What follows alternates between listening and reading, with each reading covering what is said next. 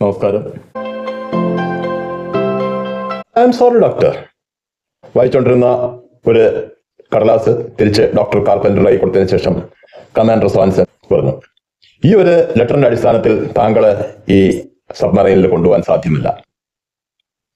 Doctor carpenter ആ ലെറ്ററിന്റെ അടിവശം ചൂണ്ടിക്കാണിച്ചതിന് ശേഷം ചോദിച്ചു, ഈ ഒപ്പിട്ടിരിക്കുന്ന ആരാണെന്ന് മനസ്സിലായോ? നാറ്റോ ഹെഡ് ക്വാർട്ടേഴ്സിലെ ക്ലീനർ അല്ല. എനിക്കറിയാം, അഡ്മിറൽ ഹ്യൂസൻ. നാറ്റോ കമ്പൈൻഡ് എക്സസൈസിന്റെ സമയത്ത് ഞാൻ അദ്ദേഹത്തിന്റെ കീഴിൽ ഈ സബ്മറൈനിന്റെ ക്യാപ്റ്റനായിരുന്നു. പക്ഷെ ഇപ്പോ ഇത് കമ്പൈൻഡ് എക്സസൈസ് അല്ല, ഈ സബ്മറൈൻ സ്വതന്ത്രമായി നടത്തുന്ന ഒരു ഓപ്പറേഷനാണ്. ഇവിടെ ഞാൻ അദ്ദേഹത്തിന്റെ അണ്ടറിലല്ല, അതുകൊണ്ട് അദ്ദേഹത്തിന്റെ ഓർഡർ എനിക്ക് അനുസരിക്കേണ്ട കാര്യമില്ല. ഓക്കെ, താങ്കൾ ആരുടെ ഓർഡർ അനുസരിക്കും? Simple, orders from Pentagon only. നല്ലൊരു കാര്യം ചെയ്യൂ, താങ്കൾ പെന്റഗണിലേക്ക് റേഡിയോ ടെലിഫോൺ ചെയ്യൂ. അവര് എടുത്ത് ചോദിക്കൂ ഡോക്ടർ കാർപ്പൻ്ററെ കുറിച്ച്. പക്ഷേ റേഡിയോ ടെലിഫോണിന്റെ അടുത്തേക്ക് പോകുന്നതിന് പകരം കമാൻഡർ സ്വാൻസൺ അവിടുത്തെ ഒരു ഡോക് ടെലിഫോൺ എടുത്തു. അതിലൂടെ എന്തോ മെല്ലെ സംസാരിച്ചു. പെട്ടെന്ന് ആ സബ്മറൈനിൽ നിന്ന് 3 പേര് ഇറങ്ങി പോർട്ടിലേക്ക് വന്നു. കമാൻഡർ സ്വാൻസൺ പറഞ്ഞു, ഇത് ഈ കപ്പലിന്റെ എക്സിക്യൂട്ടീവ് ഓഫീസർ ലഫ്റ്റനന്റ് ഹാൻസൺ, കൂടെയുള്ളവർ അദ്ദേഹത്തിന്റെ അസിസ്റ്റൻസ് റോളിങ്സും സബ്രിൻസ്കിയും. താങ്കളെ അവർ സംരക്ഷിച്ചോ? കാർപ്പൻ്റർ ചോദിച്ചു, ഞാനെന്താ വല്ല കൊച്ചുകുട്ടിയാ എന്നെ സംരക്ഷിക്കാൻ? പക്ഷെ അതിന് മറുപടി പറയാതെ ഒന്ന് ചിരിച്ചുകൊണ്ട് കമാൻഡർ പോർട്ട് ഓഫീസിലേക്ക് നടന്നു. ഡോക്ടർ കാർപ്പൻ്റർ 6 അടിക്ക് മേലെ ഉയരവും നല്ല ശരീരശക്തിയുമുള്ള ഒരു മനുഷ്യനാണ്. ഏകദേശം ഒപ്പത്തിനൊപ്പം ശരീരമുള്ള ഒരു വ്യക്തി തന്നെയാണ് ഹാൻസൺ. അല്പം കൂടി ഉയരം കുറവാണെങ്കിലും നല്ല ശരീരശക്തിയുള്ളവർ തന്നെയാണ് ബാക്കിയുള്ളവർ. അവർ ശരിക്ക് ഡോക്ടർ കാർപ്പൻ്ററെ വളഞ്ഞങ്ങ് നിൽക്കുകയാണ്. ഡോക്ടർ ചോദിച്ചു, ഈ തണുപ്പത്ത് ഇങ്ങനെ വിറച്ചോണ്ട് നിൽക്കുന്നതിലും നല്ലത് നമുക്ക് ആ ക്യാൻറ്റീനിൽ പോയി ഒരു കാപ്പി കുടിക്കാം, ചിലവ് എൻ്റെ വക. ബ്രിട്ടീഷ് ചാരൻ എന്നാണല്ലോ നിങ്ങൾ എന്നെ സംശയിക്കുന്നത്. പക്ഷെ എൻ്റെ ചിലവിൽ ഒരു കപ്പ് കാപ്പി കുടിക്കുന്നതുകൊണ്ട് ദോഷമൊന്നും വരില്ല. ഹാൻസൺ പറഞ്ഞു, ഈ തണുപ്പത്ത് 6 കാപ്പി വാങ്ങിച്ചാലും കുടിക്കാൻ ഞാൻ തയ്യാറാണ്. അവർ നേരെ ക്യാൻറ്റീനിൽ ചെന്നു. ഡോക്ടർക്ക് ചുറ്റുമായിട്ട് ഓരോ സീറ്റുകളിൽ അവരിരുന്നു. ഡോക്ടർ പറഞ്ഞു, ഞാനിപ്പോ പൂർണ്ണമായും സംശയത്തിന്റെ നിഴലിലാണ്, ഒരു പഴുതുപോലും നിങ്ങൾ തരില്ല. ഹാൻസൺ മറുപടി പറഞ്ഞ എങ്ങനെയാണ്? സ്വാഭാവികം ഡോക്ടർ, US നേവി വളരെ സീക്രട്ടായിട്ട് നടത്തുന്ന ഒരു ഓപ്പറേഷന്റെ എല്ലാ ഡീറ്റെയിൽസും നിങ്ങൾക്കറിയാം. എന്ന് മാത്രമല്ല, ആ സബ്മറൈനിൽ പെട്ടെന്നൊരു യാത്രക്കാരനാവാൻ തയ്യാറായി നിങ്ങൾ വരുന്നു. ഞങ്ങൾ താങ്കളെ സംശയിക്കുന്നതിൽ എന്തെങ്കിലും സംശയമുണ്ടോ? താങ്കൾക്ക് എങ്ങനെ അറിഞ്ഞു ഈ സീക്രട്ട് ഓപ്പറേഷനെ കുറിച്ച്? പെട്ടെന്ന് ഡോക്ടർ അദ്ദേഹത്തിന്റെ ഓവർകോട്ടിന്റെ ഇന്നർ പോക്കറ്റിലേക്ക് കൈയിട്ടു. പെട്ടെന്ന് ഹാൻസൺ ആ കൈ കയറി പിടിച്ചു. അദ്ദേഹം പറഞ്ഞു, സോറി ഡോക്ടർ. ഹാൻസന്റെ ഉദ്ദേശം ഡോക്ടർ അതിന്റെ അകത്ത് എന്തോ ഒരു പിസ്റ്റളോ അങ്ങനെ എന്തോ എടുക്കാൻ ഉദ്ദേശിക്കുന്നു എന്നാണ്.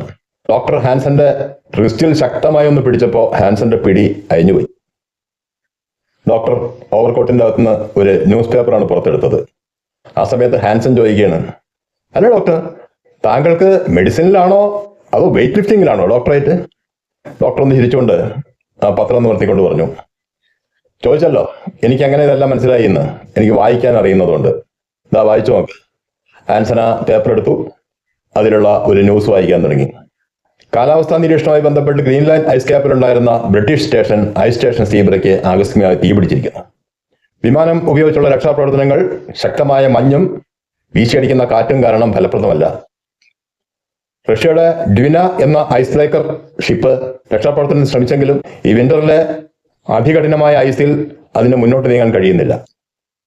ഈ അവസ്ഥയിൽ നാറ്റോ കമ്പൈൻഡ് എക്സസൈസിൽ ഉണ്ടായിരുന്ന US നേവിയുടെ latest nuclear submarine USS Dolphin എന്ന സബ്മറൈൻ രക്ഷാപ്രവർത്തനം ഏറ്റെടുത്തിരിക്കുന്നു. ഇന്ന് വൈകുന്നേരം 7 മണിക്ക് ഹോളിലോസ് പോർട്ടിൽ നിന്ന് അത് ആർട്ടിക്കിലേക്ക് സ്റ്റാർട്ട് ചെയ്യുന്നതായിരിക്കും. അതോടൊപ്പം തന്നെ ആ സബ്മറൈൻ്റെ ഒരു ചിത്രം കൊടുത്തിട്ടുണ്ട്. അതിൽ ആ സബ്മറൈൻ്റെ അടുത്ത് നിൽക്കുന്ന രീതിയിൽ ഹാൻസന്റെ തന്നെ ഒരു ഫോട്ടോയും. ഹാൻസൺ അങ്ങനെ അന്തം വിട്ട് ചോദിക്കുകയാണ്, ഇത് എന്താണിത്? നമ്മൾ ഇത്രയും സീക്രട്ടായിട്ട് നടത്തുന്ന ഒരു ഓപ്പറേഷൻ ഇവിടുത്തെ പത്രക്കാർക്ക് എങ്ങനെ മനസ്സിലായി? ഡോക്ടർ പറഞ്ഞു, അത് എൻ്റെ വിഷയമല്ല, അത് പത്രക്കാരുടെ കാര്യം. ഞാനിപ്പോ വന്നിരിക്കുന്നത് ഒരു ഡോക്ടർ എന്നുള്ള നിലയ്ക്കാണ്. ആ കൂട്ടത്തിലെ സബ്രിൻസ്കി എന്ന വ്യക്തി, അയാളെ കണ്ടപ്പോൾ ഡോക്ടർക്ക് ആദ്യം ഒരു പോളാർ ബെയർ എന്നാണ് തോന്നിയത്. ഈ സബ്മറൈനിൽ ഓൾറെഡി ഒരു ഡോക്ടർ ഉണ്ടല്ലോ, പിന്നെ താങ്കൾ വരേണ്ട ആവശ്യം? ഡോക്ടർ കാർപ്പൻ്റർ പറഞ്ഞു, എൻ്റെ സ്പെഷ്യലൈസേഷൻ എന്ന് പറയുന്നത് ഈ മഞ്ഞിൽ കൂടുതൽ സമയം അകപ്പെട്ടവർക്കുണ്ടാകുന്ന പരിക്കുകൾ, പ്രത്യേകിച്ച് ഫ്രോസ്റ്റ് ബൈറ്റ്, അത്തരം കാര്യങ്ങളിലാണ്. അതുകൊണ്ട് തന്നെ ആ ഒരു റെസ്ക്യൂ ഓപ്പറേഷനിൽ എനിക്ക് കുറച്ചുകൂടി കാര്യങ്ങൾ ചെയ്യാൻ പറ്റും എന്ന് ഞാൻ വിശ്വസിക്കുന്നു. റോളിങ്സ് ചോദിച്ചു, താങ്കൾക്ക് ഈ ഐസ് സ്റ്റേഷൻ സീബ്രയെ കുറിച്ച് കൂടുതലായിട്ട് വല്ലതും അറിയാവോ? ഡോക്ടർ പറഞ്ഞു, അത് ഇൻസ്റ്റാൾ ചെയ്ത ടീമിൽ ഞാനും ഉണ്ടായിരുന്നു. വാസ്തവത്തിൽ ടെക്നിക്കലി അതിന്റെ പേര് ഐസ് സ്റ്റേഷൻ സീബ്ര എന്നല്ല, ഡ്രിഫ്റ്റ് ഐസ് സ്റ്റേഷൻ സീബ്ര എന്നാണ്. കാരണം അത് സ്ഥാപിക്കപ്പെട്ടിരിക്കുന്നത് മെയിൻ ഗ്രീൻലാൻഡ് ഐസ് ക്യാപ്പിലല്ല, അതിനോടനുബന്ധിച്ചുള്ള ഒരു വലിയ മന്ദം നീങ്ങിക്കൊണ്ടിരിക്കുന്ന ഒരു ഐസ് ഫ്ലോയിലാണ്. അതുകൊണ്ട് തന്നെ അതിന്റെ സ്ഥാനം ചെറുതായി മാറിക്കൊണ്ടിരിക്കും. ഏകദേശം 60 മണിക്കൂർ മുമ്പ്, അതായത് 2.5 ദിവസം മുമ്പ്, ആ സ്റ്റേഷനിൽ നിന്ന് ഒരു SOS സിഗ്നൽ ഒരു നോർവീജിയൻ ഹാം റേഡിയോ ഓപ്പറേറ്റർക്ക് കിട്ടുന്നു. അത് വളരെ വീക്ക് സിഗ്നലായിരുന്നു. അദ്ദേഹം അറിയിപ്പ് കൊടുത്ത പ്രകാരം നോർവീജിയൻ ഗവൺമെന്റ് ബ്രിട്ടീഷ് ഗവൺമെന്റിനെ അറിയിച്ചു. ഏകദേശം ആ സമയത്ത് തന്നെ കടലിൽ ഫിഷ് ട്രോളിംഗ് നടത്തിക്കൊണ്ടിരുന്ന മോർണിംഗ് സ്റ്റാർ എന്ന ഒരു ഫിഷ് ട്രോളറിനും ആ സിഗ്നൽ കിട്ടി. പിന്നെ ബ്രിട്ടീഷ് ഗവൺമെന്റ് നിർദ്ദേശപ്രകാരം അവർ ട്രോളിംഗ് നടത്തി വെച്ച് കഴിയുന്നത്ര മഞ്ഞിനോടടുത്തോട്ട് നീങ്ങിക്കൊണ്ടിരുന്നു. ഇപ്പോഴും അവർക്ക് ആ സിഗ്നൽ കിട്ടുന്നുണ്ട്, വളരെ വീക്കായിട്ടാണെന്ന്. കൂടുതൽ ആകെ അറിയാൻ കഴിഞ്ഞൊരു കാര്യം, അവിടെ സ്റ്റോർ ചെയ്തിരുന്ന fuel oil, either petrol or diesel, ഏതിനോ തീ പിടിച്ചു, ഒരു വൻ അപകടം സംഭവിച്ചു. കുറച്ച് ആൾക്കാർ മരിച്ചിരിക്കുന്നു, ബാക്കി പലർക്കും ഗുരുതരമായി പരിക്കേറ്റിരിക്കുന്നു. ഇത്രയും അറിയാം, ബാക്കി നമ്മൾ അവിടെ എത്തിയാലേ അറിയുള്ളൂ. കാപ്പി ഏകദേശം കുടിച്ചു കഴിഞ്ഞ സമയത്ത് പെട്ടെന്ന് ആ സബ്മറൈനിൽ നിന്ന് ഒരാളോട് അടുത്തെന്ന് പറഞ്ഞു, ഡോക്ടർ കാർപ്പൻറ്ററെ കമാൻഡർ സാൻസൺ അദ്ദേഹത്തിന്റെ ക്യാബിനിലേക്ക് ക്ഷണിക്കുന്നു. അതായത് ആദ്യം ഡോക്ടറെ കൊണ്ടുപോകാൻ താല്പര്യമില്ല എന്ന് പറഞ്ഞ കമാൻഡർ ഇപ്പോൾ ഡോക്ടറെ ക്യാബിനിലേക്ക് ക്ഷണിക്കുന്നു. ഡോക്ടറും കൂടെ ഹാൻസണും ടീം വേണിയിട്ടു.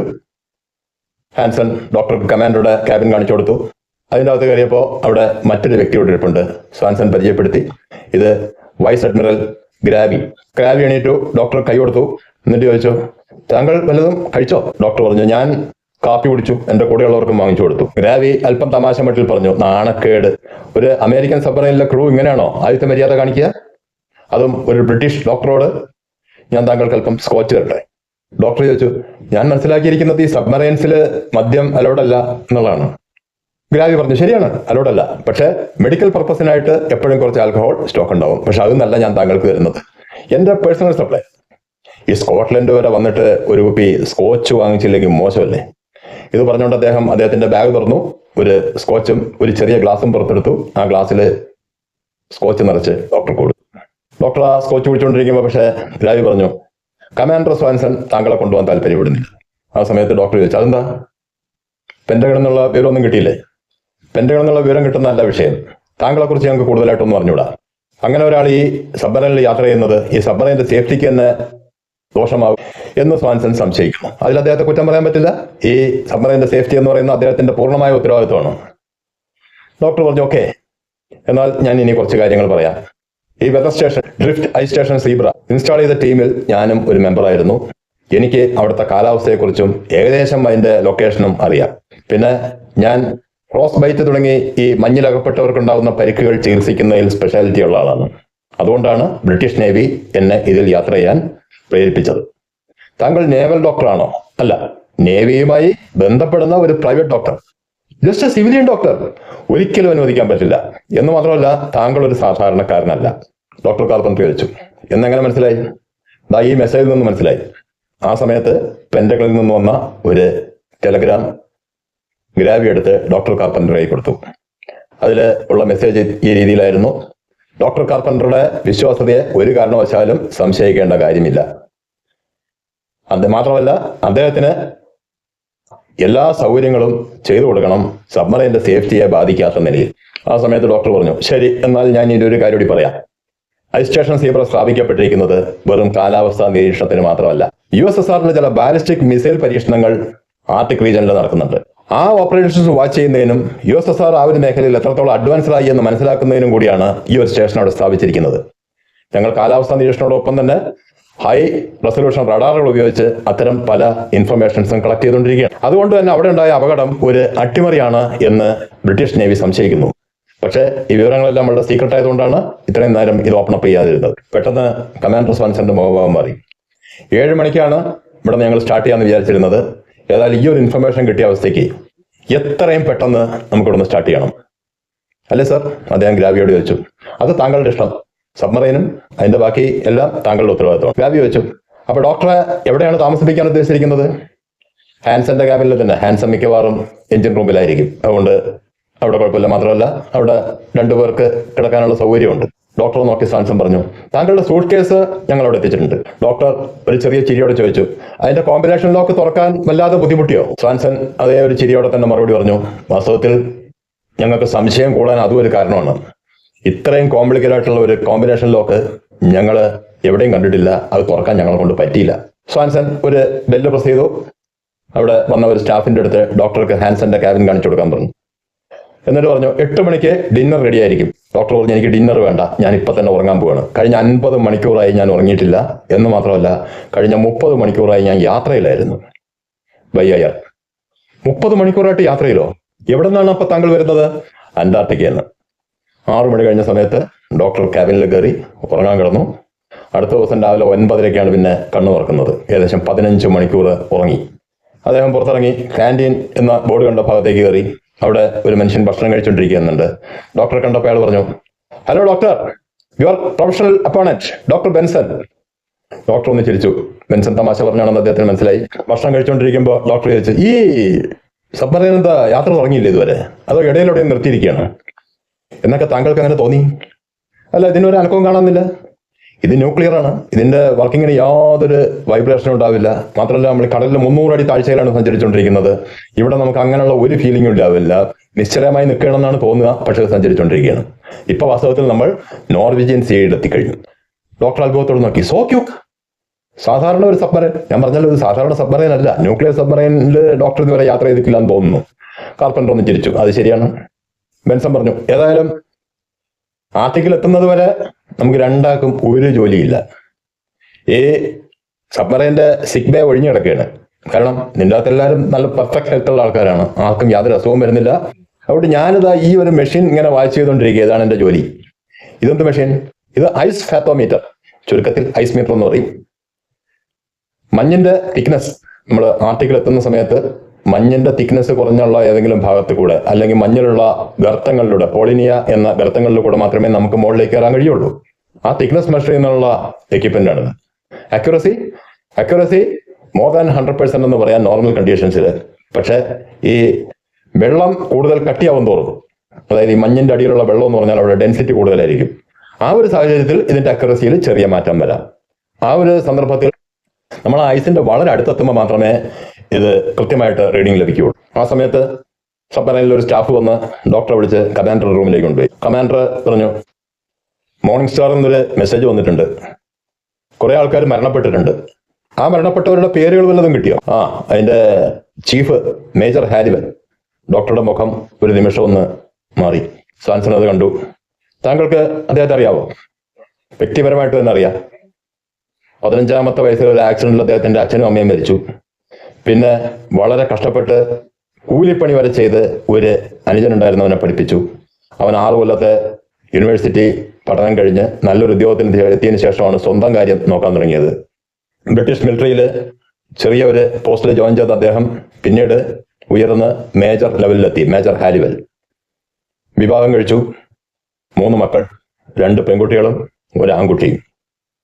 എൻ്റെ സിസ്റ്ററിലോയും 2 നീസസും 1 നെഫ്യൂവും. സ്വാൻസൺ അത്ഭുതത്തോടെ നോക്കുകയാണ് ഡോക്ടറെ. അപ്പൊ താങ്കളുടെ ജ്യേഷ്ഠനാണോ? അതെ. സ്വാൻസൺ കാർപ്പൻ്ററുടെ തോളിലൊന്ന് കൈവച്ചിട്ട് പറഞ്ഞു, ഐ ആം സോറി, വേറൊന്നും എനിക്കിപ്പോൾ പറയാനില്ല. യാത്ര തുടങ്ങി 3-ാമത്തെ ദിവസം അവര് ഗ്രീൻലൻഡ് ഐസ് ക്യാപ്പിന്റെ അടിയിലെത്തി. ഐസ് മീറ്ററിന്റെ റീഡിംഗ് അനുസരിച്ച് ഒരു ഭാഗത്തുള്ള വളരെ തിന്നായിട്ടുള്ള ഒരു ഐസ് ഇടിച്ച് അകത്തേക്ക് കയറാം എന്ന് തീരുമാനിച്ചു. പക്ഷെ വളരെ അടുത്തെത്തിയപ്പോഴാണ് റീഡിംഗ് കുറച്ചുകൂടി ആക്യുറേറ്റ് ആയത്. 15 അടി തിക്നെസ് ഉള്ള ഐസാണ് അവിടെ. ഡോക്ടർ ബെൻസൺ ആ വിവരം അറിയിക്കുമ്പോഴേക്കും സബ്മറൈൻ ചെന്ന് ആ ഐസിൽ ഇടിച്ചിരുന്നു. ആ ശക്തമായ ഇടിയുടെ ആഘാതത്തിൽ ആ സബ്മറൈൻ താഴേക്ക് പതിക്കാൻ തുടങ്ങി. ഏകദേശം 1000 അടിക്ക് മുകളിൽ ഉള്ള ഒരു താഴ്ചയിലേക്ക് അത് നീങ്ങി. ഏകദേശം 300-400 അടിയിൽ സഞ്ചരിക്കേണ്ട സബ്മറൈൻ 1000 അടി താഴ്ചയിൽ, ഈ ഒരുപാട് താഴ്ചയിലോട്ട് പോകുന്നതോറും ചുറ്റുമുള്ള പ്രഷർ കൂടും. അവസാനം ഒരു ലെവലെത്തും ഈ സബ്മറൈൻ്റെ ഹൾ അഥവാ അതിൻ്റെ ഔട്ടർ ബോഡി കംപ്രസ്ഡായി അത് അപകടത്തിൽപ്പെടും. അതെല്ലാവർക്കും അറിയാം. അതുകൊണ്ട് തന്നെ എല്ലാവരും വലിയ ടെൻഷനിലായിരുന്നു. ആകെ ടെൻഷനില്ലാതെ അവിടെ ആ സമയത്ത് നിന്ന ഒരു വ്യക്തി കമാൻഡർ സ്വാൻസൺ ആയിരുന്നു. ഡോക്ടർ ആലോചിക്കുകയും ചെയ്തു. എല്ലാവരും വേർത്ത് കുളിക്കുകയാണ്, അവർ ടെൻഷൻ. അതോടൊപ്പം തന്നെ ഈ ഇടിയുടെ ആഘാതത്തിൽ AC വർക്ക് ചെയ്യാതായി, കൂടാതെ ചില ലൈറ്റുകളൊക്കെ ഡാമേജ് ആയി. ഡോക്ടർ ആലോചിക്കുകയും ചെയ്തു, ഇയാൾക്ക് എന്താ വേർപ്പ് അബ്സോർബ് ചെയ്യുന്ന എന്തെങ്കിലും മെഷീൻ ശരീരത്തിൽ പിടിപ്പിച്ചിട്ടുണ്ടോ? ഏതായാലും സ്വാൻസന്റെ നിർദ്ദേശങ്ങളനുസരിച്ച് സ്റ്റാഫ് ഒന്നടങ്കം ഒറ്റക്കെട്ടായി പ്രവർത്തിച്ചു.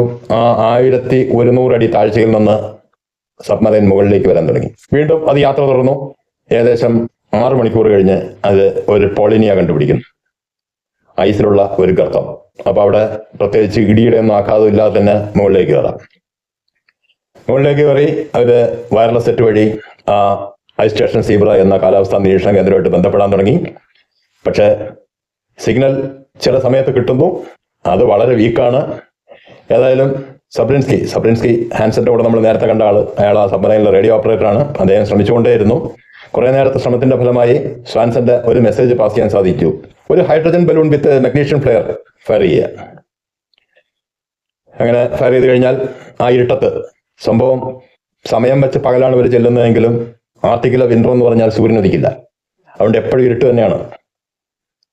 3 മിനിറ്റ് കഴിഞ്ഞ് മെസ്സേജ് വന്നു, ഫയർ ചെയ്ത് കഴിഞ്ഞിട്ട് 2 മിനിറ്റ് ആയി എന്ന്. അത് അവർ കണ്ടിട്ടില്ല. അതായത് അവർ നിൽക്കുന്നതിനേക്കാൾ വളരെ ദൂരെയാണ് ആ സ്റ്റേഷൻ എന്ന് മാത്രം അവർക്ക് മനസ്സിലായി. മാത്രമല്ല ആ റേഡിയോ കമ്മ്യൂണിക്കേഷനിൽ ഏകദേശം ആ സ്റ്റേഷന്റെ ദിശയും മനസ്സിലായി. ആ ഭാഗം ലക്ഷ്യമാക്കി ഡോൾഫിൻ കുതിച്ചു. വീണ്ടും കുറെ ദൂരം മുന്നോട്ട് പോയി മറ്റൊരു ഭാഗത്തുള്ള ഒരു പോളിനിയയിൽ ആ സബ്മറൈൻ ഉയർത്തി. അവിടെ വെച്ച് ഡോക്ടർ ഒരു തീരുമാനമെടുത്തു, ഇനി ഞാനിവിടെ നിന്ന് നടന്നു പോകാൻ പോവുകയാണ്.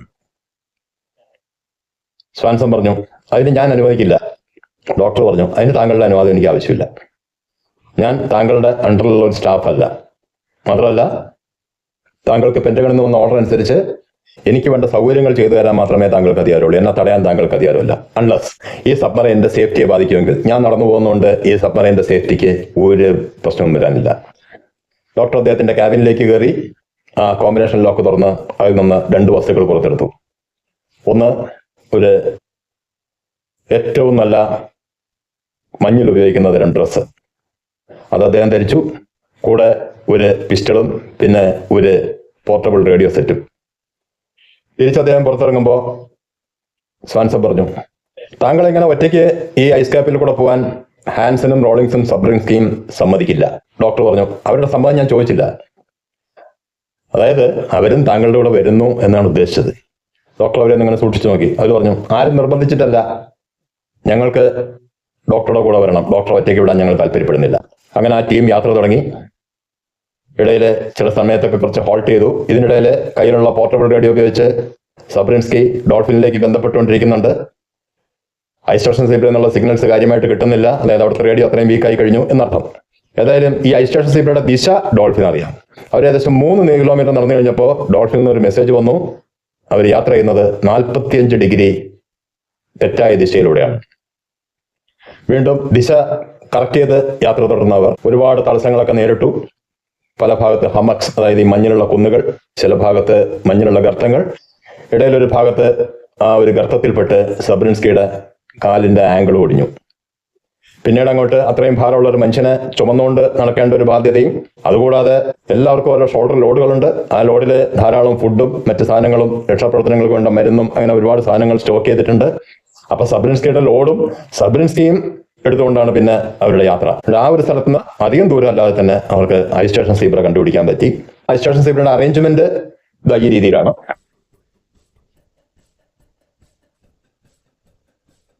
ആദ്യം കണ്ട ഒരു മെയിൻ ഹട്ട്, അതായത് തീപിടുത്തം ഏൽക്കാത്ത 1-2 ഹട്ടുകളൊക്കെ ഇനി അവിടെ ബാക്കിയുള്ളൂ. അതിലൊരു ഹട്ടിലേക്ക് ഡോക്ടറും ടീമും കയറി. അതിൻ്റെ അകത്ത് വലിയ വലിയ പുതപ്പുകളുടെ അടിയിൽ കുറെ മനുഷ്യർ കിടപ്പുണ്ട്. ഒരാൾ മാത്രം ഒരു റേഡിയോയുടെ അടുത്ത് ഇങ്ങനെ ഇരിപ്പുണ്ട്. ഡോക്ടർ പറഞ്ഞു, ഞാൻ ഡോക്ടർ കാർപ്പൻ്റർ, ഇത് ഹാൻസൺ, ഇത് റോളിങ്സ്, ഇത് സബ്രിൻസ്കി, ഞങ്ങൾ ഇവിടെ റെസ്ക്യൂ ഓപ്പറേഷന് വന്നതാണ്. ആ റേഡിയോയുടെ അടുത്തിരിക്കുന്ന ആൾ പറഞ്ഞു, ഞാൻ കിനിയാട്ട്, റേഡിയോ ഓപ്പറേറ്റർ. പറഞ്ഞതിന് ശേഷം അയാൾ തൊട്ടടുത്ത് പുതച്ചു മൂടി കിടന്ന ഒരു മനുഷ്യനെ കുലുക്കി വിളിച്ചു, ഡോക്ടർ ജോളി എണീക്ക്, ആൾക്കാർ വന്നിട്ടുണ്ട്. അല്പനേരം കുലുക്കി വിളിച്ചപ്പോഴാണ് ഡോക്ടർ ജോളി ഉണരുന്നത്. പക്ഷെ ഉണർന്നപ്പോൾ പിന്നെ അയാൾ വളരെ ആക്റ്റീവായിരുന്നു. ഡോക്ടർ ജോളി എണീറ്റ് പറഞ്ഞു, ഞങ്ങൾ 2 പേരാണ് ഇവിടെ വലിയ കുഴപ്പമില്ലാത്തത്, ബാക്കി എല്ലാവരും കുറെ പേര് പൊള്ളലേറ്റിട്ടുണ്ട്, പിന്നെ കുറെ പേർക്ക് ഫ്രോസ്റ്റ് ബൈറ്റ്, പിന്നെ നമുക്കിവിടെ ഇലക്ട്രിസിറ്റി ഇല്ല, ജനറേറ്റർ ഡാമേജ് ആയി, ബാറ്ററികൾ തന്നെ മഹാഭൂരിപക്ഷം തീർന്നു. ഡോക്ടർ ചോദിച്ചു, നിങ്ങളുടെ നൈഫ് സെല്ലില്ലേ? നൈഫ് സെല്ലുള്ളതെല്ലാം വളരെ ദിവസത്തെ ഉപയോഗത്തിന് ശേഷം വീക്കായി പോയി എന്നായിരുന്നു കിനിയാട്സ് പറഞ്ഞു കൊടുത്തത്. ഈ നൈഫ് സെല്ലിന്റെ ഒരു പ്രത്യേകത ഉണ്ട്, അതിന് തീ പിടിച്ചാൽ ഡാമേജ് വരില്ല. അതുകൊണ്ട് ഇത്തരം സ്റ്റേഷൻസിലെല്ലാം ഈ നൈഫ് സെൽ എപ്പോഴും കാണും. ഡോക്ടർ പെട്ടെന്ന് അവർക്ക് കുറച്ച് ഭക്ഷണം ഉണ്ടാക്കാനുള്ള ഏർപ്പാട് ചെയ്തു. അത് റോളിങ്സിനെ ഏൽപ്പിച്ചു. സബ്രിൻസ്കിക്കും ബാക്കി അവിടെയുള്ള ആൾക്കാർക്കും ഉള്ള ട്രീറ്റ്മെന്റുകൾക്ക് വേണ്ട മരുന്നും മറ്റു സാധനങ്ങളെല്ലാം ഡോക്ടർ ജോളി ഏൽപ്പിച്ചതിന് ശേഷം ഡോക്ടർ പറഞ്ഞു, ഡോൾഫിനിലെത്തി അതിൽ കയറി ഇവിടെ എവിടെയെങ്കിലും എത്തണം. അപ്പൊ ഡോക്ടർ ജോളി ചോദിച്ചു, ഡോൾഫിനോ? അതെന്താ സാധനം? അത് ഒരു സബ്മറൈൻ എങ്ങനെ ഈ ഐസിൽ വരും? അതിനുള്ള സംവിധാനങ്ങളൊക്കെ അതുണ്ട്. ചെറിയ ഐസൊക്കെ ആണെങ്കിൽ അത് ഇടിച്ചു തകർക്കും, അല്ലാത്തതാണെങ്കിൽ അത് ടോർപിഡോ ചെയ്യും. ഡോക്ടർ ജോളിക്ക് വിശ്വസിക്കാനാവാത്ത രീതിയിൽ നോക്കിയിരിക്കുകയാണ്. അത് സേഫ് ആണോ? സേഫാണ്. US നേവിയുടെ ദ മോസ്റ്റ് അഡ്വാൻസ്ഡ് സബ്മറൈനാണ് ഡോൾഫിൻ. ആ സമയത്ത് ഡോക്ടർ കാർപ്പൻറ്റർ ചോദിച്ചു, നിങ്ങൾ മൊത്തം 19 പേരുണ്ടായിരുന്നല്ലോ, ഇവിടെ ഇപ്പോൾ എല്ലാവരും കൂടി 12 പേരേ ഉള്ളൂ, ബാക്കി അപ്പുറത്ത് ലാബിലുണ്ട്. ലാബിലോ? അതെന്താ അവരവിടെ ഇട്ടിരിക്കുന്നത്? അത് ഡെഡ് ബോഡീസ് ഞങ്ങളുടെ കൂടെ കിടക്കുന്നത് ഞങ്ങൾക്ക് ഇഷ്ടമല്ല, അതായത് 7 പേര് മരിച്ചു കഴിഞ്ഞു എന്നർത്ഥം. ഡോക്ടർ പെട്ടെന്ന് ലാബിലേക്ക് പോയി. അവിടെ രണ്ടാമത് കിടക്കുന്ന വ്യക്തിയുടെ കയ്യിലെ സ്വർണ്ണ മോതിരം ഡോക്ടർ പെട്ടെന്ന് നോട്ട് ചെയ്തു. അത് അദ്ദേഹത്തിന്റെ ജ്യേഷ്ഠൻ മേജർ ഹാരിവെൽ ആയിരുന്നു. ബാക്കി ആരും അദ്ദേഹത്തിന് നേരിട്ട് പരിചയമില്ല. പെട്ടെന്നാണ് അവിടേക്ക് ഹാൻസൺ കയറി വന്നത്. ഹാൻസൺ പറഞ്ഞു, സോറി ഡോക്ടർ. ഡോക്ടർ ചോദ്യഭാവത്തിൽ നോക്കി. താങ്കളുടെ ജ്യേഷ്ഠൻ? ഓ, കമാൻഡർ താങ്കളോട് പറഞ്ഞിരുന്നു. വേറെ ആരോടെങ്കിലും? ഇല്ല, ബാക്കി ആർക്കും അറിയില്ല. ശരി, ആരോടും പറയണ്ട, ഞാൻ തിരിച്ചു പോകുന്നു. ആ സമയത്ത് ഹാൻസൺ പറഞ്ഞു, താങ്കളെ ഞാൻ ഒറ്റയ്ക്ക് വിടില്ല. ഡോക്ടർ ചോദ്യഭാവത്തിൽ നോക്കി. ഹാൻസൺ തുടർന്നു, ഞാനും കൂടെ വരുന്നു, അവർ രണ്ടുപേരും ഇരിക്കട്ടെ. ആ ഇരുട്ടത്ത് വളരെ നേരത്തെ ശ്രമഫലമായിട്ട് അവര് തിരിച്ച് ഡോൾഫിനിലെത്തി. അവിടെ നിന്ന് ഡോൾഫിൻ സ്റ്റാർട്ട് ചെയ്തു. ഇപ്പോൾ അവരുടെ മെച്ചം എന്താണെന്ന് വെച്ചാൽ, കൃത്യം ഈ ഐസ് സ്റ്റേഷൻ സൈബറുടെ ലൊക്കേഷൻ അവർക്കറിയാം.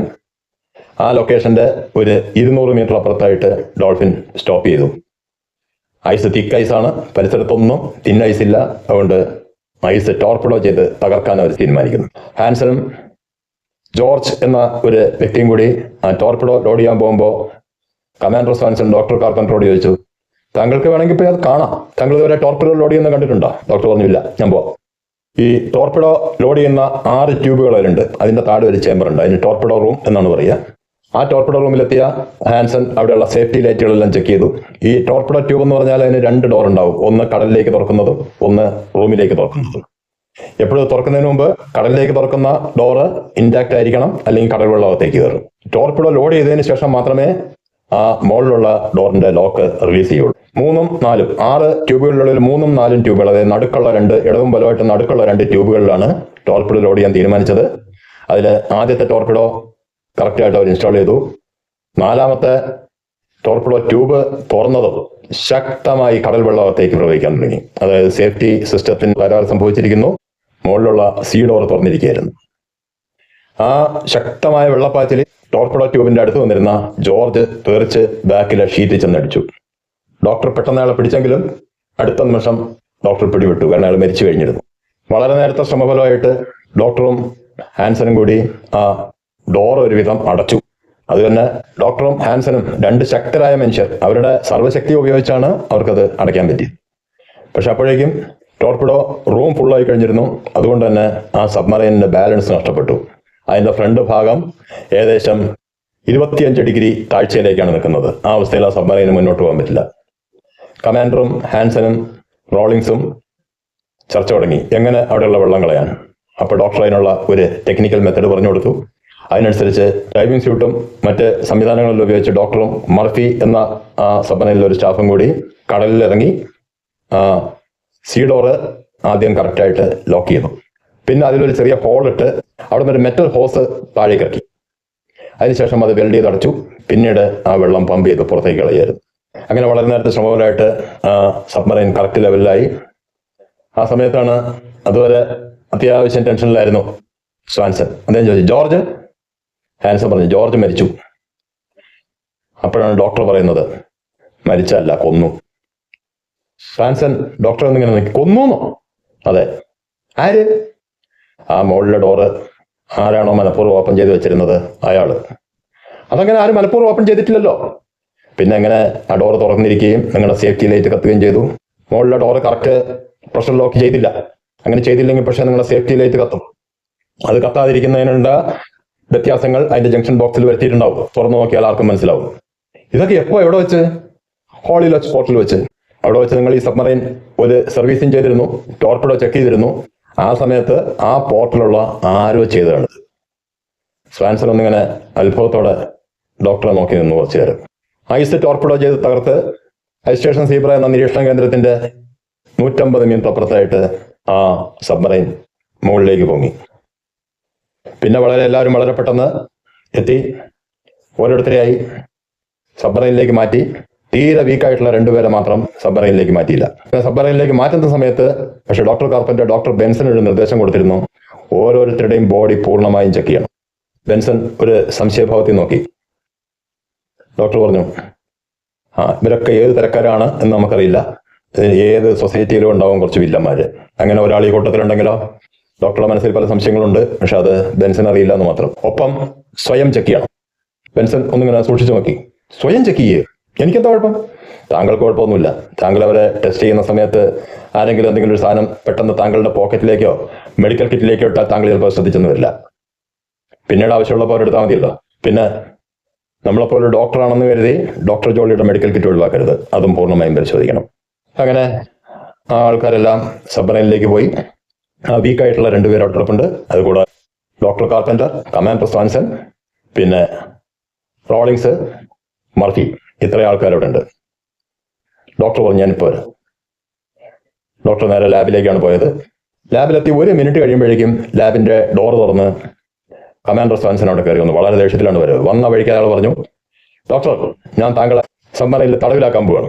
ഡോക്ടർ അത്ഭുതഭാവത്തിൽ കമാൻഡർ നോക്കി. കമാൻഡർ പറഞ്ഞു, എനിക്കും വൈസറിൻ്റൽ ഗ്രാവിക്കും ഒട്ടും ഇഷ്ടമുണ്ടായിരുന്നില്ല താങ്കളെ ഈ സബ്മറൈനിൽ കൊണ്ടുവരാൻ. പെൻറ്റഗണിൽ നിന്നുള്ള ഒരു ഓർഡർ കൊണ്ട് മാത്രമാണ് താങ്കളെ കൊണ്ടുവന്നത്. പക്ഷേ താങ്കൾ ഞങ്ങളോട് ഒരുപാട് നുണ പറഞ്ഞിരിക്കുന്നു. താങ്കൾ പറഞ്ഞു റഷ്യൻ ബാലിസ്റ്റിക് മിസൈൽസ് ഒബ്സർവ് ചെയ്യുന്നതിനുള്ള ഹൈ പ്രസിഷൻ റഡാർ ഇവിടെ ഇൻസ്റ്റാൾ ചെയ്തിട്ടുണ്ടെന്ന്. എവിടെ? തീപിടുത്തത്തിൽ നഷ്ടപ്പെടുന്ന രീതിയിൽ പ്ലൈവുഡ് കൊണ്ടല്ലല്ലോ റഡാർ ഉണ്ടാക്കിയിരിക്കുന്നത്. അങ്ങനത്തെ സാധനം ഇവിടെ കാണാനില്ല. ഡോക്ടർ പെട്ടെന്ന് മേജർ ഹാൽവെല്ലിന്റെ കോളർ ഒന്ന് മാറ്റി. താങ്കൾ ആദ്യം ഇവിടെ നോക്കൂ. നോക്കിയ സ്വാൻസൺ പറഞ്ഞു, നട്ടല് പൊട്ടി ഒരു വെർട്ടിബ്ര നഷ്ടപ്പെട്ടിട്ടുണ്ട്. സ്വാഭാവികമായിട്ടും വല്ല ബീമും തലയിലേക്ക് വീണതായിരിക്കും. താങ്കൾ ഇവിടുത്തെ ബിൽഡിംഗ് എല്ലാം നോക്കിക്കോളൂ. ഞാൻ പറഞ്ഞല്ലോ, ഈ ബിൽഡിംഗ് എല്ലാം ഇൻസ്റ്റാൾ ചെയ്യുന്ന സമയത്ത് ഞാനിവിടെ ഉണ്ടായിരുന്നു. ഇവിടെ ഒരു ബിൽഡിങ്ങിനും ബീമില്ല, ഹെവി ബീംസ് ഒന്നിനുമില്ല. മാത്രമല്ല, ബീം വീണ് നട്ടല് പൊട്ടിയാൽ അതവിടെ കാണണ്ടേ, പൊട്ടിയ ഭാഗം അവിടെ കാണണ്ടേ, എവിടെ? ഇനി മാത്രമല്ല, അതിന് ചുറ്റും കുറച്ച് കാർബൺ മാർക്ക് കണ്ടോ? ഈ സമയത്താണ് ഹാൻസൺ ആ റൂമിലേക്ക് കയറി വരുന്നത്. മേജർ ഹാൽവെല്ലിനെ വെടിവെച്ച് കൊന്നാണ്. സ്വാൻസൺ ഒന്ന് ഞെട്ടി. ആര്? അതാണ് ഇനി കണ്ടുപിടിക്കേണ്ടത്. അപ്പോൾ ഇത് താങ്കൾ എപ്പോൾ മനസ്സിലാക്കി? ഞാൻ ഇന്നലെ ഇവിടെ വന്നപ്പോഴേ മനസ്സിലാക്കി. അതുകൊണ്ടാണ് ഞാൻ ബെൻസനോട് പറഞ്ഞത്, സബ്മറൈനിലേക്ക് കയറ്റുന്നതിന് മുമ്പ് എല്ലാവരുടെയും ബോഡി കറക്റ്റായിട്ട് ചെക്ക് ചെയ്യണം, ആരും ഒന്നും ഒളിച്ചു കൊണ്ടുപോകാൻ പാടില്ല എന്ന്. അതിൻ്റെ അർത്ഥം ഇതൊരാളുടെ കയ്യിൽ ഒരു ഗണ്ണുണ്ടെന്നല്ലേ? തീർച്ചയായും. അതിപ്പോൾ കയ്യിലില്ല, ഇവിടെ എവിടെയോ ഒളിച്ചു വെച്ചിട്ടുണ്ട്. പിന്നെ അങ്ങോട്ട് സ്വാൻസനും ഹാൻസനും ഡോക്ടറും കൂടി അവിടെ പല ഭാഗവും ചെക്ക് ചെയ്തു. അത്തിരി കഴിഞ്ഞപ്പോൾ സ്വാൻസൺ ഒരു ഗണ്ണുമായിട്ട് വന്നു. ഒരു ഗണ്ണും 2 ഒഴിഞ്ഞ മാഗസിനും ഒരു കത്തിയുടെ പിടിയും. ഡോക്ടർ ചോദിച്ചു, ഇതൊക്കെ അവിടെ നിന്ന് കിട്ടി? ട്രാക്ടറിന്റെ പെട്രോൾ ടാങ്കിൽ നിന്ന്. പെട്രോൾ ടാങ്കിൽ നിന്നോ? അവിടെ കൊണ്ട് ഒളിപ്പിക്കാനുള്ള കാരണം? സാധാരണ രീതിയിൽ മഞ്ഞൾ ഇത് എവിടെ വെച്ചാലും ഫ്രീസായി പോകും, പിന്നെ അത് വർക്ക് ചെയ്യില്ല. ആകെ ഈ മഞ്ഞൾ ഫ്രീസാവാത്ത 2 സാധനമേ ഉള്ളൂ, പെട്രോളും ആൽക്കഹോളും. അതുകൊണ്ട് അവർ തൽക്കാലം പെട്രോൾ ടാങ്കിൻ്റെ അകത്ത് വെച്ചു. ഒരു പെട്രോൾ ടാങ്കിൻ്റെ അകത്ത് കിടന്നാൽ പിന്നെ അത് ഉപയോഗിക്കാൻ പറ്റില്ല. അത് മുഴുവൻ അഴിച്ച് ക്ലീൻ ചെയ്യണം. അത് വച്ചവർക്ക് അറിഞ്ഞുകൂടാത്തതുകൊണ്ട് തൽക്കാലം അവരവിടെ വെച്ചു എന്ന് മാത്രം. ആ സമയത്ത് ഡോക്ടർ സ്വാൻസനോട് മറ്റു ചില കാര്യങ്ങൾ പറഞ്ഞു. പിന്നെ ഒരു കാര്യം, റഡാറൊന്നും ഇവിടെ ഇൻസ്റ്റാൾ ചെയ്തിട്ടില്ലെങ്കിലും ഇവിടെ ചില ഒബ്സർവേഷൻസ് നടക്കുന്നുണ്ട്. ആ ഒബ്സർവേഷൻസിനായിട്ട് ഞങ്ങൾ യൂസ് ചെയ്യുന്നത് റേഡിയോസോൺ ബലൂൺസ് ആണ്. റേഡിയോസോൺ ബലൂൺസ് എന്ന് പറഞ്ഞാൽ ഹൈഡ്രജൻ ബലൂൺസ്. അത് മുകളിലേക്ക് വിടും. 2 രീതിയിലാണ് ഇത് ചെയ്യുക. ഒന്നുകിൽ ആ ബലൂണിൽ റേഡിയോ ട്രാൻസ്മിറ്ററോ റിസീവറോ ഇൻസ്റ്റാൾ ചെയ്യും, അതല്ലെങ്കിൽ ഹൈ ഓൾട്ടിറ്റ്യൂഡ് ആൻറ്റന ആയിട്ട് അത് വർക്ക് ചെയ്യും. താഴെ ഇരിക്കുന്ന റേഡിയോ സെറ്റിന്റെ ആൻറ്റന അത്രയും മുകളിലെത്തിച്ച് അതിന്റെ റേഞ്ച് കൂട്ടുന്ന ഒരു സംവിധാനം ഉണ്ടാക്കും. അത്തരം രീതിയിൽ ഞങ്ങളിവിടെ സോവിയറ്റ് യൂണിയന്റെ പല നീക്കങ്ങളും വാച്ച് ചെയ്തുകൊണ്ട് തന്നെയാണ് ഇരുന്നിരുന്നത്. എന്ന് മാത്രമല്ല, ഇതിലിപ്പം ഞാൻ തിരക്കിട്ടിങ്ങോട്ട് വരാനുള്ള വേറൊരു കാരണം ഇവിടെ ഉണ്ട്. മേജർ ഹാലുവൽ നല്ലൊരു റേഡിയോ ഓപ്പറേറ്റർ ആയിരുന്നു. അദ്ദേഹം ഇടയ്ക്കിടയ്ക്ക് എന്നെ റേഡിയോയിൽ കോൺടാക്ട് ചെയ്യായിരുന്നു. ഈ അപകടം നടക്കുന്ന മുമ്പ് ഒരു കോളിൽ അദ്ദേഹം പറഞ്ഞത്, ഈ റേഡിയോസോൺ ബലൂൺസ് പലതും ഡാമേജ് ആയിരിക്കുന്നു. വാസ്തവത്തിൽ എല്ലാം പൂർണ്ണമായും ചെക്ക് ചെയ്താണ് ഇവിടെ കൊണ്ടുവന്നത്. അപ്പോൾ അത് ഡാമേജ് ആയിരിക്കുന്നു എന്ന് പറഞ്ഞ അർത്ഥം ഇവരുടെ കൂട്ടത്തിലുള്ള ആരോ ഒരാൾ അത് ഡാമേജ് ചെയ്തിരിക്കുന്നു എന്നാണ്. അങ്ങനെ മേജർ ഹാലുവലിന് ചില സംശയങ്ങളുണ്ടായിരുന്നു. അത് അദ്ദേഹം എന്നോട് പങ്കുവച്ചു. ആ സമയത്താണ് ഈ ആക്സിഡന്റ് നടക്കുന്നത്. വാസ്തവത്തിൽ ഇത് ആക്സിഡന്റ് അല്ല, ഇത് മനഃപൂർവ്വം കത്തിച്ചതാണ്. കാരണം ഈ കൊലപാതകങ്ങൾ മറയ്ക്കണമെങ്കിൽ അദ്ദേഹം ആ ഒഴിഞ്ഞ 2 മാഗസിൻ കാണിച്ചു. 2 മാഗസിൻ, അതായത് ഈ ഘട്ടത്തിൽ ഹാലുവലിനെ കൂടാതെ ഒരാളെയും കൂടി വെടിവെച്ച് വന്നിട്ടുണ്ട്. പിന്നെ ആ കത്തിയുടെ പിടി, ആ കത്തി കൊണ്ട് ഒരാളെ കുത്തി, പക്ഷെ തിരിച്ച് കത്തി വലിച്ചെടുക്കുമ്പോൾ കത്തി പൊട്ടി. അതാണ് സംഭവിച്ചത്. അപ്പൊ ഇതിൽ 3 ആളെ കൊലപ്പെടുത്തി, പിന്നെ ബാക്കിയുള്ളവർ തീപിടുത്തത്തിൽ മരിച്ചു. അതാണ് സത്യം. ആ തീപിടുത്തത്തിന്റെ ലക്ഷ്യം തന്നെ ഈ കൊലയെല്ലാം മറയ്ക്കുക എന്നുള്ളതായിരുന്നു. പക്ഷെ ഉടനെ തിരിച്ച് മടങ്ങാവുന്ന ഒരവസ്ഥയിലായിരുന്നില്ല. കാരണം രണ്ടുപേർ ഇപ്പോഴും ആ ക്യാബിനിൽ വളരെ വീക്കായി കിടപ്പുണ്ട്. അവരെ ഡോൾഫിനിലേക്ക് ഷിഫ്റ്റ് ചെയ്യാൻ പറ്റുന്ന ഒരവസ്ഥയിലല്ല. ഒരു ദിവസവും കൂടി അവരവിടെ ഹോൾട്ട് ചെയ്തു. അത് കഴിഞ്ഞപ്പോൾ ഒരാൾ ഷിഫ്റ്റ് ചെയ്യപ്പെടാൻ പറ്റുന്ന ഒരു രീതിയിലേക്ക് മാറി. അന്ന് വൈകുന്നേരം ആ ഡോൾഫിനിൽ ഒരു ആക്സിഡന്റ് സംഭവിച്ചു. ഈ ക്യാമ്പിൽ നിന്ന് കൊണ്ടുപോയ ഒരു വ്യക്തിയും അതുപോലെ നേരത്തെ മരിച്ച ടോർപിഡോമാൻ ജോർജും അവരുടെ രണ്ടുപേരുടെ ബോഡീസ് അവർ മഞ്ഞിലടക്കം ചെയ്തു. അതിനോട് എല്ലാവരും ഒത്തുകൂടി തിരിച്ച് ഈ സബ്മറൈനിലേക്ക് കയറും. ഈ സബ്മറൈനിലേക്ക് കയറുക എന്ന് പറഞ്ഞാൽ അതിന്റെ ഹള്ള് കുറച്ച് പൊക്കത്തിലാണ്. ഒരു കയറേണി വെച്ചാണ് അതിനോട് കയറുന്നത്. കയറുന്നതിനിടയിൽ പെട്ടെന്ന് രണ്ടുപേരാ ഇരുട്ടത്ത് താഴേക്ക് വീണു. ആ വീഴുന്നതിനിടയിൽ ഒരു ക്രാക്ക് സൗണ്ട് ഡോക്ടർ കാർപ്പൻറ്റർ വ്യക്തമായിട്ട് കേട്ടു.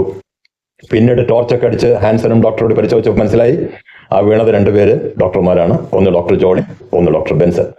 ബെൻസന്റെ കഴുത്തൊടിഞ്ഞിരിക്കുന്നു ആ ശക്തമായ വീഴ്ചയിൽ. ഇത്രയും അവർക്ക് മനസ്സിലായി. അന്ന് രാത്രി തന്നെ മറ്റൊരു ആക്സിഡന്റ് സംഭവിക്കുന്നു. രോഗികൾ വന്നപ്പോൾ അതിനനുസരിച്ച് കൂടുതൽ മരുന്നുകളും ബാൻഡേജ് പോലുള്ള സാധനങ്ങളും ആവശ്യമുണ്ട്. ആ സമയത്ത് ഡോക്ടർ കാർപ്പൻറ്റർ സ്വാൻസനോട് ചോദിച്ചു, ഇവിടുത്തെ മെഡിക്കൽ ഗോഡൗൺ എവിടെയാണ്? കുറെ കൂടി മരുന്ന് സാധനങ്ങളൊക്കെ എടുക്കണം. സ്വാൻസൺ അപ്പം തന്നെ ഒരു സ്റ്റാഫിനെ വിളിച്ച് ഡോക്ടർക്ക് മെഡിക്കൽ സ്റ്റോർ കാണിച്ചു കൊടുക്കാനുള്ള ഏർപ്പാട് ചെയ്തു. അതിന്റെ അകത്തേക്ക് വരുന്നതിനുള്ള ഡോറ് മുകളിലാണ്, ഏറ്റവും മുകളിലാണ്. ഈ കാറിന്റെ ഒക്കെ ബോണറ്റ് തുറക്കുന്ന പോലെ ഒരു സ്റ്റേ വെച്ച് ലോക്ക് ചെയ്തിട്ടാണ് അകത്തേക്ക് കയറുന്നത്. ആ രീതിയിൽ അകത്തേക്ക് കയറി ഡോക്ടർ ആവശ്യമുള്ള സാധനങ്ങളൊക്കെ എടുത്ത് തിരിച്ച് പുറത്തേക്ക് വരുന്ന സമയത്താണ് പെട്ടെന്ന് ആ ഡോറ് അദ്ദേഹത്തിന്റെ തലയിലേക്ക് വീഴുന്നു.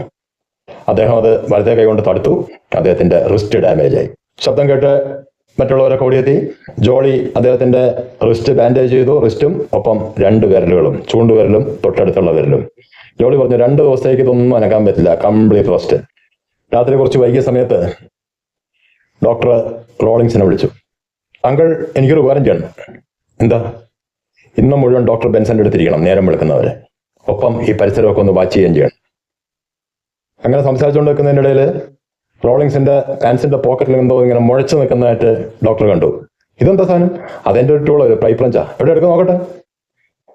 ആ പൈപ്പ് ലഞ്ച് നോക്കിക്കൊണ്ട് ഡോക്ടർ പറഞ്ഞു, ഇതുകൊണ്ട് നേരിട്ട് ഒരാളുടെ തലയിലടിക്കരുത്, ആൾ മരിച്ചു. ഞാൻ ബാൻഡേജ് തരാം, അതിന്റെ മേലെ ഒരു 3 മീറ്റർ ബാൻഡേജ് ഇട്ടിക്കോ, പിന്നെ അടിച്ചാൽ ചതയേ ഉള്ളൂ, ചാവില്ല. റോളിങ്സ് ഇങ്ങനെ അത്ഭുതപ്പെട്ട് നോക്കി. ഇന്നിവിടെ ആരെങ്കിലും എന്തെങ്കിലും മാൽ പ്രാക്ടീസ് കാണിച്ചു, അതായത് ബെൻസന്റെ അടുത്തേക്ക് ആരെങ്കിലും വന്നാൽ അടിച്ചേക്കി, പിന്നെ ബാക്കി ആരൊക്കെ എങ്ങോട്ടൊക്കെ നീങ്ങുന്നു എന്നൊന്ന് വാച്ച് ചെയ്താൽ മതി. റോളിങ്സ് ഒന്നുകൂടി ഡോക്ടറെ ഇങ്ങനെ സൂക്ഷിച്ചു നോക്കണ്ട, അത് തന്നെ ബെൻസനെ മനഃപൂർവ്വം അപകടപ്പെടുത്തിയാണെന്ന് ഞാൻ സംശയിക്കുന്നു. അതിന്റെ ഒരു സെക്കൻഡ് അറ്റംപ്റ്റാണ് എൻ്റെ നേരെ വന്നത്. ഭാഗ്യം കൊണ്ട് എനിക്ക് അത്രയ്ക്കും വലിയ പരിക്ക് പറ്റിയില്ല എന്ന് മാത്രം. ഡോക്ടർ പുറത്തിറങ്ങി ക്യാബിനിൽ പോയി കിടന്നു. ഉറക്കം വരുന്നില്ല. അദ്ദേഹം എഴുന്നേറ്റു പുറത്തേക്ക് ഇറങ്ങുമ്പോൾ അവിടെ വന്നിരുന്ന ഗാർഡിനോട് പറഞ്ഞു, ഞാൻ ആ ക്യാമ്പിലുള്ള പേഷ്യൻസിന്റെ അവസ്ഥ ഒന്ന് നോക്കിയിട്ട് വരാം. അവർക്ക് കുഴപ്പമൊന്നുമില്ല. ഡോൾഫിനിലെ തന്നെ ഒരു സ്റ്റാഫ് ട്രിപ്പുണ്ട്. ഡോക്ടർ നേരെ ലാബിലേക്കാണ് പോയത്. ലാബിൽ പോയി അദ്ദേഹം ആ ഡെഡ് ബോഡികളൊക്കെ കിടക്കുന്ന അവിടെ നിന്ന് അതൊക്കെ ഒന്ന് സ്ഥാനം മാറ്റിയപ്പോൾ അതിൻ്റെ അടിയിൽ കുറച്ച് പ്ലൈവുഡിന്റെ പെട്ടികൾ, ഒരു സെറ്റ് റേഡിയോ സൗണ്ട് ബലൂൺസ്, അതിനുവേണ്ട ഒരു ചെറിയ ഹൈഡ്രജൻ ടാങ്ക്, പിന്നെ കുറച്ച് ഫുഡ് ഐറ്റംസ്, ടിൻ ചെയ്ത ബീഫ്, സൂപ്പ്, വെജിറ്റബിൾസ്, ഫ്രൂട്ട്സ്, അത്രയെല്ലാം സാധനങ്ങളുണ്ട്. അത് ചൂടാക്കാനുള്ള ഒരു ചെറിയ സ്റ്റൗവ്, അതിനുള്ള മണ്ണെണ്ണ, ഇതുകൂടാതെ 40 പുതിയ നൈഫ് സെൽസ്, ഒപ്പം ഒരു ചെറിയ റേഡിയോ സെറ്റ്. ഇത്രയും സാധനങ്ങൾ അവിടെ എടുത്തു വെച്ചിരിക്കുകയാണ്, മറ്റാരും കാണാത്ത രീതിയിൽ. അപ്പൊ ശരിക്കുള്ള വില്ലന്മാർക്ക് ഭക്ഷണത്തിന് ബുദ്ധിമുട്ട് വരില്ല, അവർക്ക് ആരെ വേണമെങ്കിലും കോൺടാക്ട് ചെയ്യാം. അത്തരം എല്ലാ കാര്യങ്ങളും അവിടെ ഒരുക്കി വെച്ചിട്ടുണ്ടെന്ന് ഡോക്ടർക്ക് മനസ്സിലായി. ഡോക്ടർ വേറെ കാര്യം കൂടി ചെയ്തു. സ്വാൻസൺ കണ്ടുപിടിച്ചുകൊണ്ട് വന്ന ആ ഗണ്ണും കൂടെയുള്ള മാഗസിൻസും ആ നൈഫിന്റെ പിടിയും കൊണ്ട് ആ ട്രാക്ടറിന്റെ പെട്രോൾ ടാങ്കിൽ തന്നെ ഇട്ടു. അടുത്ത ദിവസം ക്യാമ്പിൽ ബാക്കിയുള്ള പേഷ്യൻസിനെയും കൂടി ഡോൾഫിനിലേക്ക് മാറ്റി. ആ സമയത്ത് ജോളി പറഞ്ഞു, ഇതിനെ ഇപ്പം മാറ്റിയാൽ ശരിയാവില്ല. സ്വാൻസൺ പറഞ്ഞു, ഈ ഒരാൾക്ക് വേണ്ടി ബാക്കിയുള്ളവരെ മുഴുവൻ ഇങ്ങനെ നിർത്തുന്നതിൽ അർത്ഥമില്ല, ഞങ്ങൾക്ക് എന്തെങ്കിലും പറ്റിയാൽ പറ്റട്ടെ. ഡോൾഫിൻ സ്റ്റാർട്ട് ചെയ്തു. വൈകുന്നേരം 3 മണിയോടെ, പുലർച്ചെ 2 മണിക്ക് ഡോക്ടർ അഗാധമായ ഉറക്കത്തിലായിരിക്കുന്ന സമയത്താണ് ഹാൻസൺ വന്ന് വിളിക്കുന്നു. ഡോക്ടർ എന്തു പറ്റി? എഞ്ചിൻ റൂമിൽ തീ. പിന്നീട് അങ്ങോട്ട് ആ തീ കെടുത്താനുള്ള ശ്രമം. പക്ഷേ തീ കൂടുതൽ ആളിക്കത്താതിരിക്കണമെങ്കിൽ ഓക്സിജൻ ഉണ്ടാവാൻ പാടില്ല. അതുകൊണ്ട് ഓക്സിജൻ ടാങ്കിൽ നിന്നുള്ള ഔട്ട്പുട്ട് എല്ലാം നിർത്തിവെച്ചു. അതോടെ കാർബൺ ഡൈ ഓക്സൈഡിന്റെ അളവ് കൂടി. അതികഠിനമായ ചൂട്, കാരണം AC വർക്ക് ചെയ്യുന്നില്ല. ഏകദേശം അടുത്ത ദിവസം ഉച്ച വരെ ആ തീ അണയ്ക്കാനുള്ള ശ്രമം തുടർന്നു. അതിനിടയിൽ പലരും ബോധം കെട്ട് വീണു. ആ ബോധം കെട്ട് വീഴുന്നവരെ ചികിത്സിക്കാനായിട്ട് അതിൻ്റെ അകത്തേക്ക് ഇറങ്ങിയ ഡോക്ടർ ജോളി, അദ്ദേഹം അതിനേക്കാൾ പെട്ടെന്ന് വീണു. പിന്നീട് ആ വയ്യാത്ത കയ്യും വെച്ചുകൊണ്ട് ഡോക്ടർ കാർപ്പൻറ്റർ വളരെ ബുദ്ധിമുട്ടി എല്ലാവരെയും ട്രീറ്റ് ചെയ്തു. ആ ക്യാമ്പിൽ നിന്ന് അവസാനം മാറ്റിയ പേഷ്യന്റ് വോൾട്ടർ അതിനിടയിൽ മരിച്ചു. തീയെല്ലാം അണച്ച് അടുത്ത ദിവസം ഉച്ചയോടെ ഡോൾഫിൻ വീണ്ടും യാത്ര തുടങ്ങി.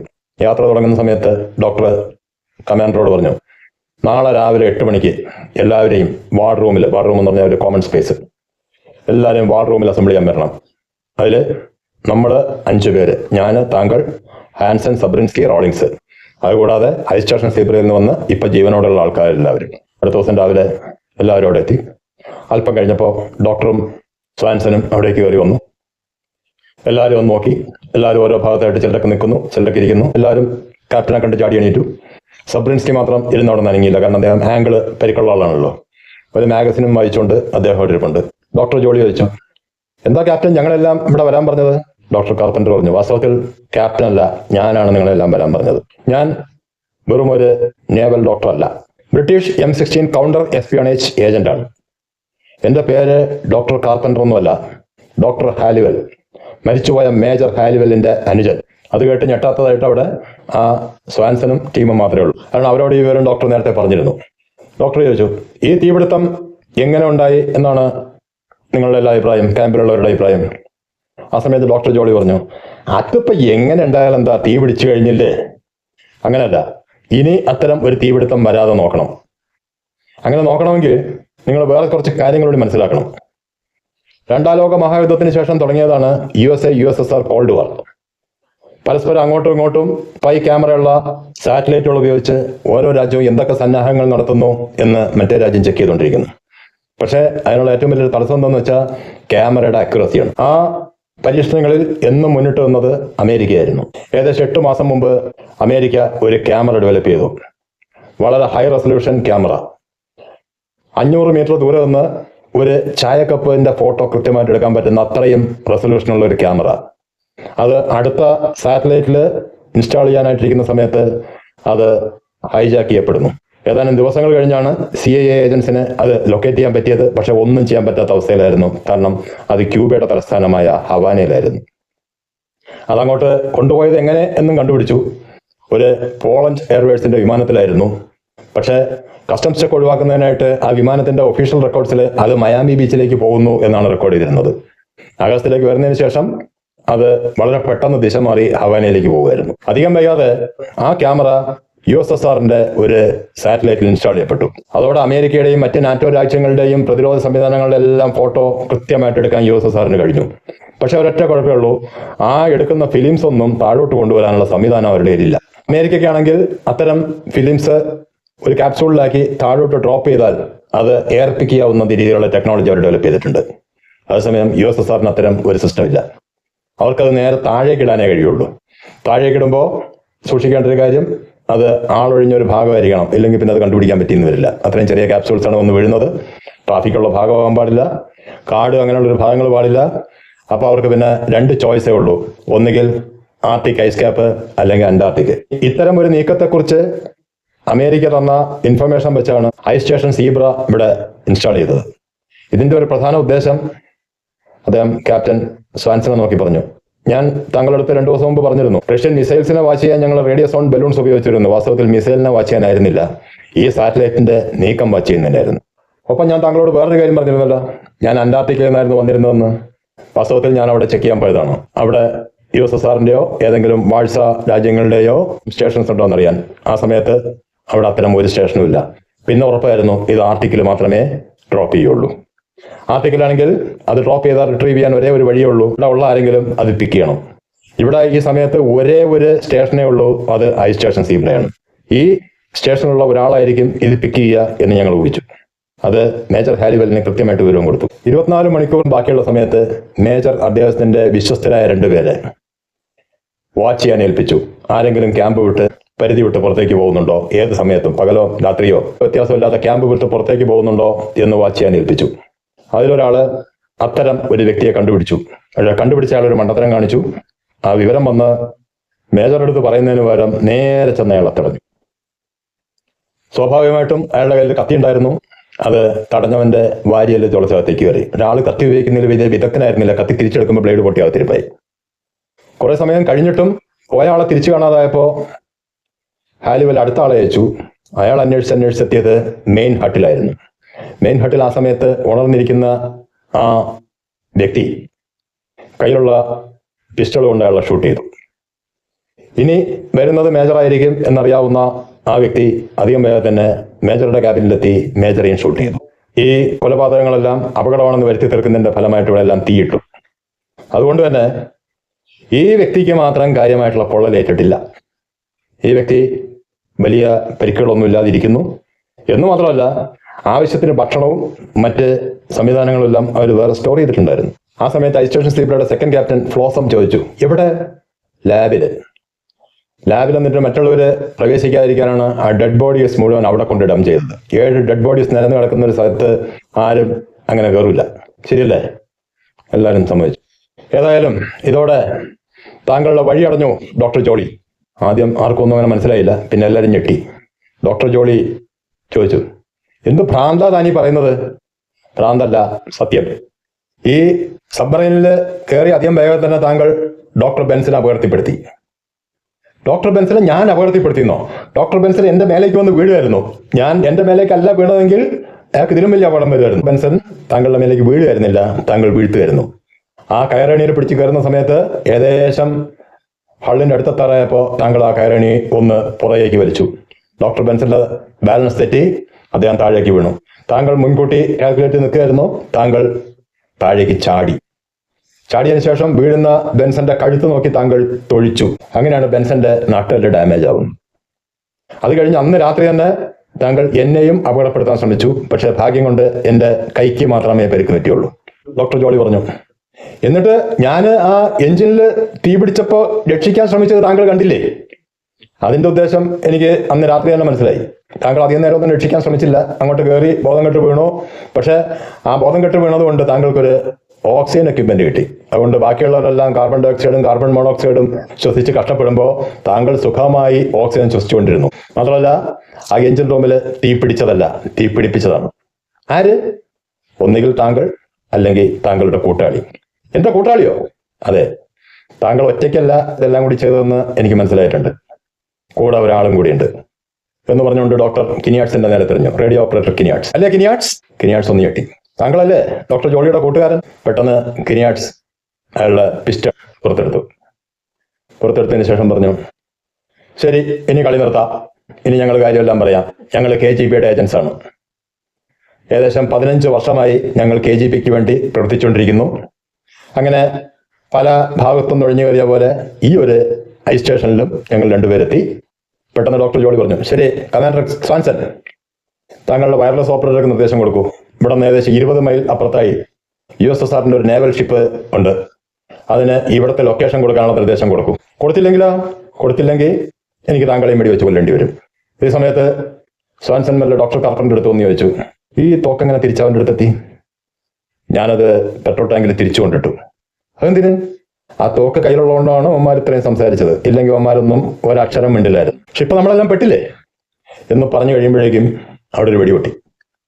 എല്ലാവരും ഞെട്ടിത്തെറിച്ച് നോക്കുമ്പോൾ സബ്രിൻസ്കി വായിച്ചുകൊണ്ടിരുന്ന മാഗസിനിൽ ഒരു ഹോള് വീണിരിക്കുന്നു. ഡോക്ടറുടെ പിസ്റ്റൾ സബ്രിൻസ്കിയുടെ കയ്യിലിരിക്കുന്നു. കിനിയാട്സ് കൈ മുറിഞ്ഞ് ചോര വലിപ്പിക്കുന്നു. അയാളുടെ കയ്യിൽ നിന്ന് താഴെ വീണ പിസ്റ്റള് റോളിങ്സ് കൈക്കലാക്കുന്നു. ഇതെല്ലാം ഞൊടിയടയ്ക്കുള്ളിൽ കഴിഞ്ഞു. റോളിങ്സ് പോക്കറ്റിൽ നിന്ന് ഒരു റോള് ബാൻഡേജ് പുറത്തെടുത്ത് ഡോക്ടർ ജോളിക്ക് കൊടുത്തിട്ട് പറഞ്ഞു, ഇതാ കിനിയാട്സിന്റെ കൈയൊക്കെ ശരിക്കും അങ്ങോട്ട് ബാൻഡേജ് ചെയ്തോ. ഡോക്ടർ കാർപ്പൻറ്റർ നേരത്തെ എനിക്ക് തന്നിരുന്നതാണ്, കാരണം ഇങ്ങനത്തെ അവസ്ഥ വരുമെന്ന് ഡോക്ടർ കാർപ്പൻറ്റർ പറഞ്ഞിരുന്നു. പെട്ടെന്ന് റോളിങ്സ് ക്യാപ്റ്റനോട് ചോദിച്ചു, സർ, ഡോക്ടർ ജോളിയുടെ തല ഈ പിസ്റ്റളിന്റെ ബട്ട് വെച്ച് അടിക്കാനുള്ള അനുവാദം തരുമോ? സ്വാൻസൺ പറഞ്ഞു, പെർമിഷൻ ഗ്രാൻറ്റഡ്. ഡോക്ടർ ജോളി കിനിയാട്സിന്റെ കൈയൊക്കെ ബാൻഡേജ് ചെയ്തു. ആ സമയത്ത് ഡോക്ടർ പറഞ്ഞു, ഇനി ഞാൻ ഒരു കാര്യം കൂടി പറയാം. ഈ കഷ്ടപ്പെട്ട് എടുത്തുകൊണ്ട് വന്ന ആ ഫിലിമൊക്കെ അവിടെ? ഡോക്ടർ ജോളി പറഞ്ഞു, ഞങ്ങളുടെ ജീവൻ പോയാലും ആദ്യം ഞങ്ങൾ രക്ഷപ്പെടുത്തിയിട്ടുണ്ട്. അതൊക്കെ ഇന്നലെ രാത്രി തന്നെ ഇവിടെ നിന്ന് ഞങ്ങൾ കടത്തി. അപ്പൊ കമാൻഡർ സ്വാൻസൺ ചോദിച്ചു, ഇവിടെ നിന്ന് കടത്തിയെന്നോ? എങ്ങനെ? ഉത്തരം പറഞ്ഞ റോളിങ്സ് ആയിരുന്നു. ഒരു മഞ്ഞ പോളിത്തീൻ കവറിൽ പൊതിഞ്ഞ് നമ്മുടെ വേസ്റ്റ് പുറത്തേക്ക് കളയുന്ന ഭാഗത്തൂടെ കളഞ്ഞു. അത് ഫോർട്ടിയും ഇവരുടെ USSRന്റെ നേവൽ ഷിപ്പ് അത് റിക്കവർ ചെയ്തിട്ടുണ്ടാവും. ഡോക്ടർ ജോളി ഇങ്ങനെ ഒരു സംശയഭാവത്തിൽ റോളിങ്സിനെ നോക്കി, ഇതൊക്കെ താങ്കൾക്ക് എങ്ങനെ അറിയാം?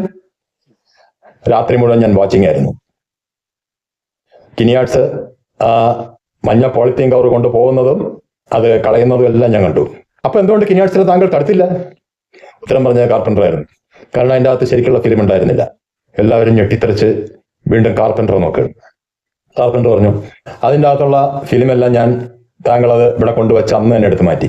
ഈ സമയത്ത് ഡോക്ടർ ജോളി ഒരു വല്ലാത്ത ഭാവത്തോടെ ഡോക്ടർ കാർപ്പൻ്റർ നേരെ നടന്നു. കാരണം രണ്ടാളും കൂടി ജീവൻ പണയം വെച്ച് ഉണ്ടാക്കിയതെല്ലാം ഡോക്ടർ കാർപ്പൻ്റർ നഷ്ടപ്പെടുത്തിയിരിക്കുന്നു. ശരിയായിട്ടുള്ള ഫിലിം ഡോക്ടർ കാർപ്പൻ്ററുടെ കയ്യിലുണ്ട്. ഒരു ഫേക്ക് ഫിലിം ആ മഞ്ഞ പോളിത്തീൻ കവറിൽ പുറത്തേക്ക് ഡിസ്പോസ് ചെയ്തിരിക്കുന്നു.